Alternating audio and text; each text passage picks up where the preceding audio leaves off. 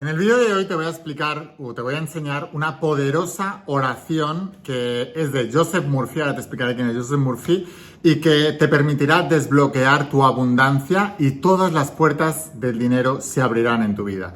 Joseph Murphy fue uno de los autores del nuevo pensamiento, que fue una corriente filosófica que enseñó pues, todos los principios de ley de atracción, de principios universales, de metafísica cristiana, etcétera, etcétera, etcétera. Y fue uno de los más poderosos, de hecho fue maestro de maestro, mentor de mentores, o sea, él enseñó a muchísima gente que luego pues conocemos, como por ejemplo Connie Méndez o Neville Goddard, o bueno, un montón de gente que, pues de la cual podemos aprender y en la cual estuvieron basados todos los principios de la película del secreto y de los principios de la ley de atracción. Antes de empezar con el vídeo de hoy, quiero enseñarte un discurso que dio Joseph Murphy, donde habla de todos los poderes que tiene la mente para poder manifestar nuestros deseos. Así vas a conocer un poquito de más cerca a Joseph Murphy en un discurso muy inspirador donde sale él hablando directamente. Y te digo que yo cuando escuché este discurso me voló la cabeza. De hecho, lo he puesto en todos mis entrenamientos, en entrenamiento de supraconciencia. A veces lo pongo en los eventos también para que la gente lo escuche porque es tremendamente inspirador y transformador. Es uno de los discursos que más me ha inspirado porque te va a volar la cabeza en lo que puede conseguir la mente humana y el ser humano si realmente aprendemos a dominar todo esto. Y como digo yo, quien domina su mente, domina su mundo, lo domina todo. Voy a enseñarte este pequeño discurso y al final del vídeo te voy a contar cuál es la poderosa oración de Joseph Murphy para que puedas manifestar tus deseos económicos y desbloquear tu abundancia y empezar a crear esa abundancia en tu vida. Antes de empezar con el vídeo de hoy, asegúrate de suscribirte a este canal de Lain, la voz de tu alma, aquí en YouTube. Todos los días estoy subiendo información súper poderosa para ayudarte a llevar tu vida a un siguiente nivel y conocer y aplicar estos principios universales. Ahora sí, vamos a empezar con la instrucción de hoy. Estate muy atento porque es tremendamente poderosa.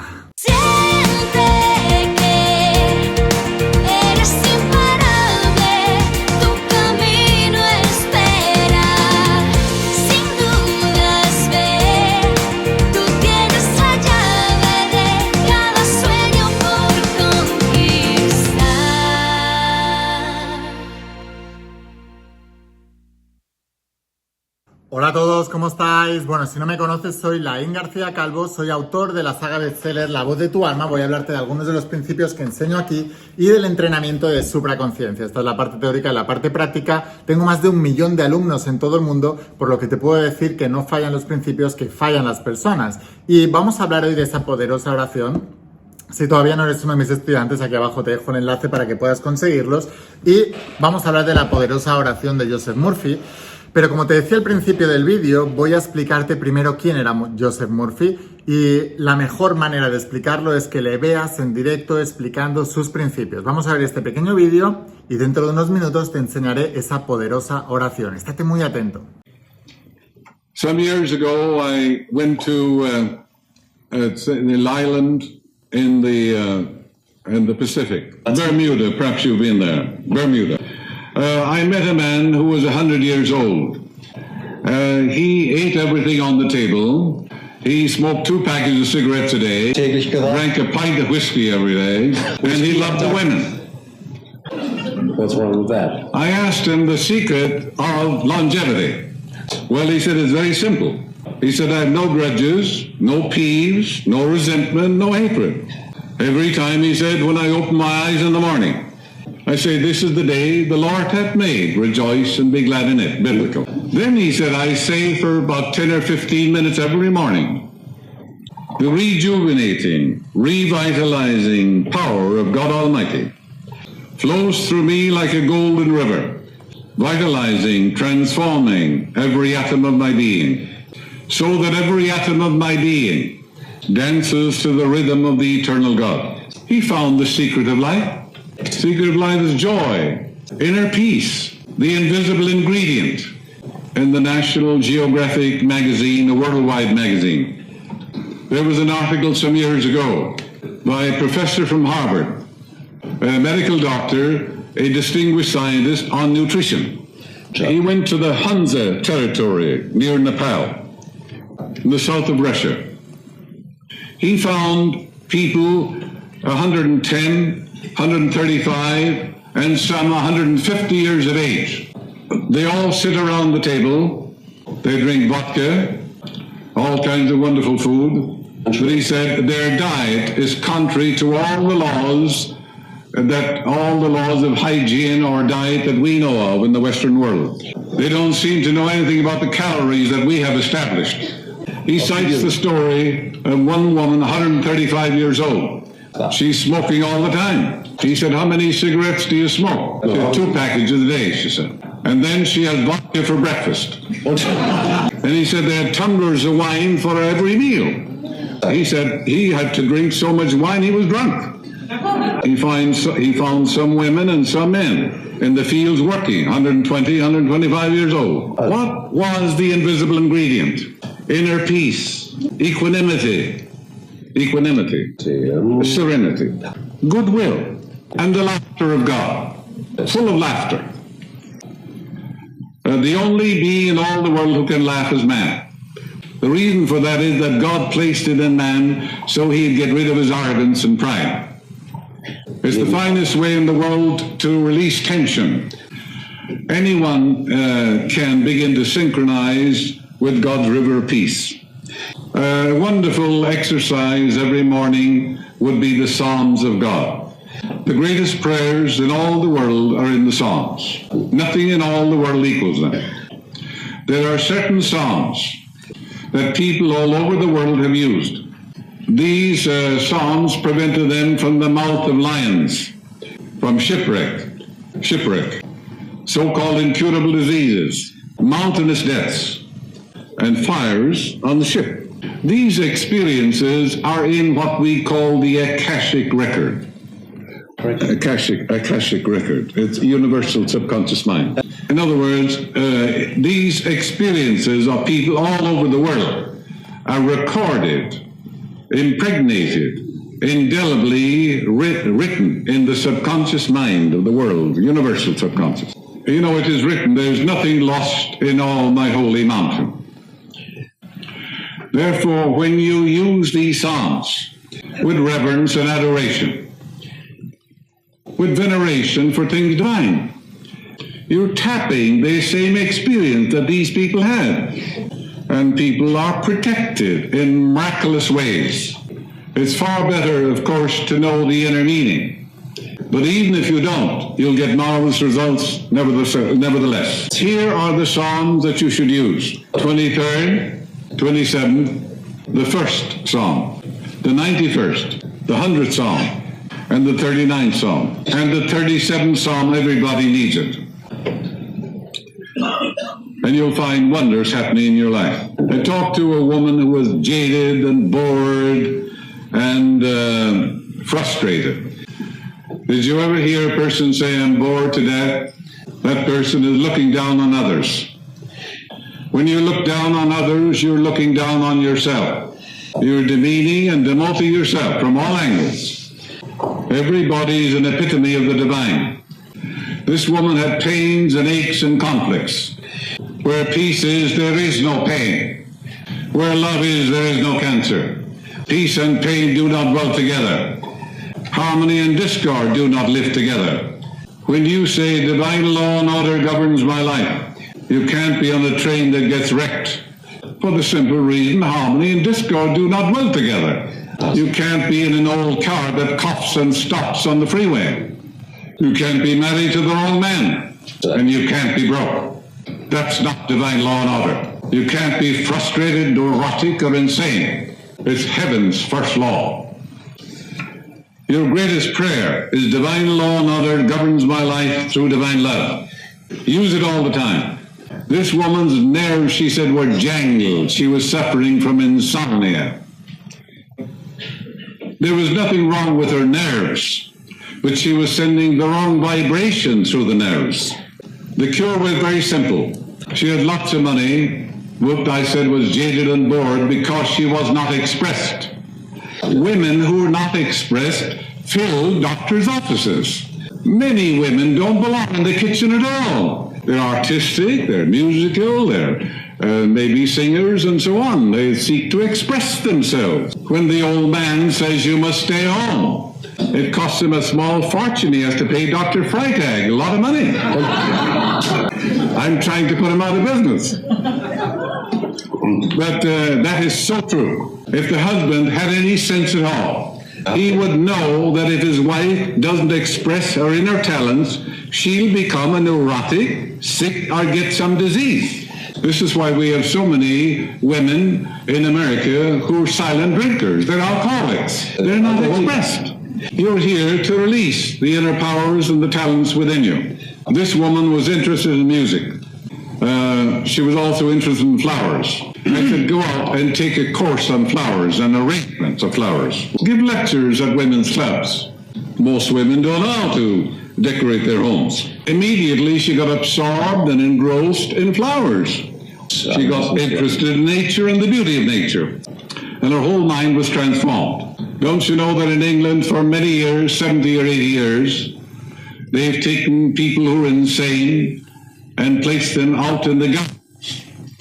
Arrangement of flowers and trees because they're dealing with harmony and beauty of nature. It's reordering the disturbed neurotic mind. Emerson, America's greatest philosopher, he was dying of tuberculosis. He wrote articles on nature.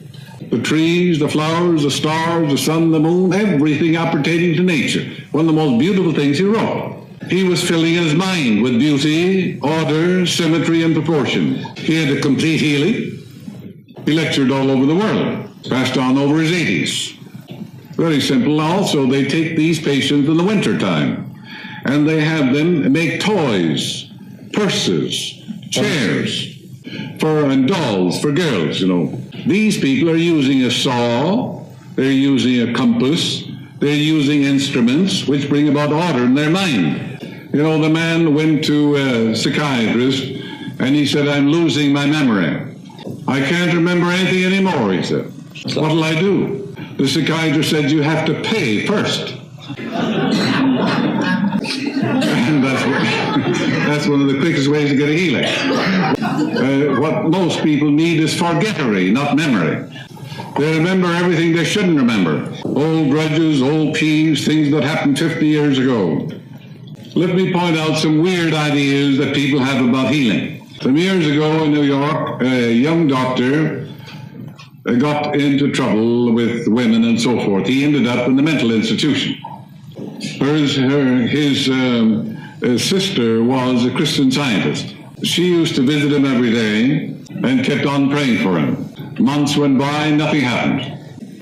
She's very, very frustrated, no improvement of any kind, whatever. A young doctor came in, this is quite a number of years ago, and at that time they began to use insulin shock for schizophrenics and paranoiacs. From 1,000 patients, this young research doctor selected him.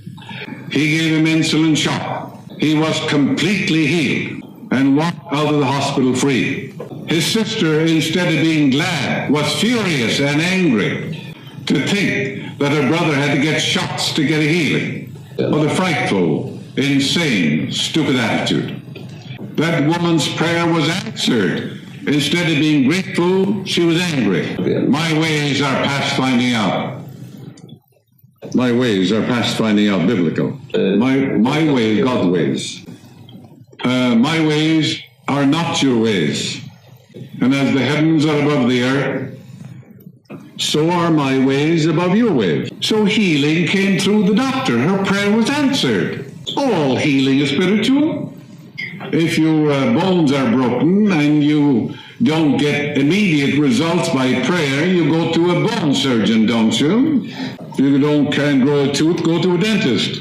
And if a man is bleeding to death on the sidewalk, and you mumble some prayers, and you don't staunch the blood, are you going to let him bleed to death? Don't you know that's murder? It is absolute murder.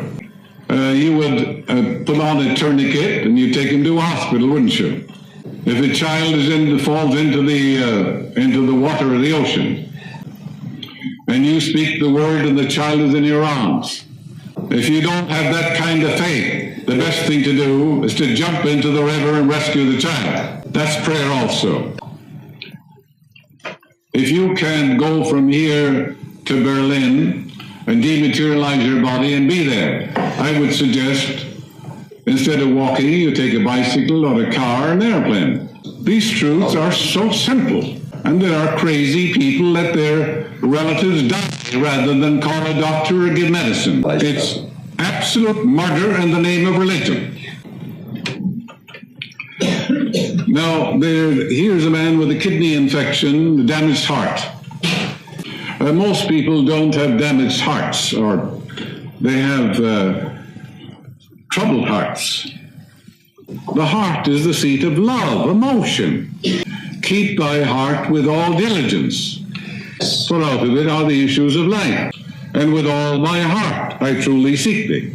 The heart, in Hebrew symbolism, they wrote the Bible, it means the subconscious mind. That's all it means. And this is the basis of all religions in the world. Call them what you want. It's in the book of Proverbs. As a man thinketh in his heart, so is he. So does he become. So does he act. So does he experience. So does he express. That's the basis of all religions in the world. When shorn of their wrappings, trappings, superficialities, and externalities. Wrappings, trappings, superficialities, externalities, creed, dogma, tradition. Yeah, in the old liturgies, wafers, wine, all these things mean nothing. It is what you believe in your heart that is made manifest, not what you believe with your lips. To know your religion, I have to know your emotional espousals. What you really believe deep down in your heart about God, life, and the universe. I would have to know your fears and superstitions, because whatever is impressed in the subconscious mind must come forth on the screen of space. Screen of space, the world, objective world. That's when a man knows that, he has some education. It's not what you think with your head, it's what you think in your heart. Ideas emotionalized, put on wheels, impressed in your deeper mind, good or bad, are made manifest. That's the only religion in the world. Whatever ideas, emotionalized, felt as true. These are the things that are made manifest in their experience. In other words, man is belief expressed. It is done unto you as you believe. The law of life is the law of belief. That's the whole law. To believe is to live in the state of being. It's made of two words, be and alive. Be alive. Believe. To be alive to something. The law of life is the law of belief. To believe something is to accept it as true. It may be an absolute lie. The whole world believes a lie. When they hear the truth, they think the truth is a lie. It's very simple in your Bible. It's done unto you the way you believe. What should you believe in? In the guidance of God, in the love of God, in the harmony of God, in the abundance of God, in the goodness of God in the land of the living, and in the abundant, joyous life. The only thing you ever experience in this life is what you believe subconsciously. For what is impressed is expressed. That's right. Muy bien, pues ahora sí, empecemos. Espero que te haya volado la cabeza esto, ¿eh? Vamos a con esa oración. Repite conmigo, por favor, ¿vale? Repítela conmigo y después podrás, si quieres, volver a echar el vídeo para atrás y podrás escribirla y te voy a decir en qué momentos del día y cómo debes hacerla y cómo debes repetirla, ¿vale? Pero primero vamos a hacerla juntos. Repite conmigo, por favor, esta oración. Vas a ver que voy leyendo y luego la escribes. Sé que hay una sola fuente de la que todo surge y se llama Dios. Él creó el universo y todo lo que hay en él.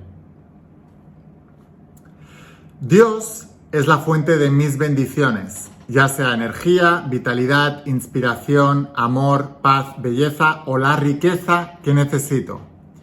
Dios me ha dado todo en abundancia para que disfrute y prospere más allá de todas mis expectativas. La inteligencia infinita de Dios me guía a tomar la decisión correcta para que todos mis asuntos traigan ganancia.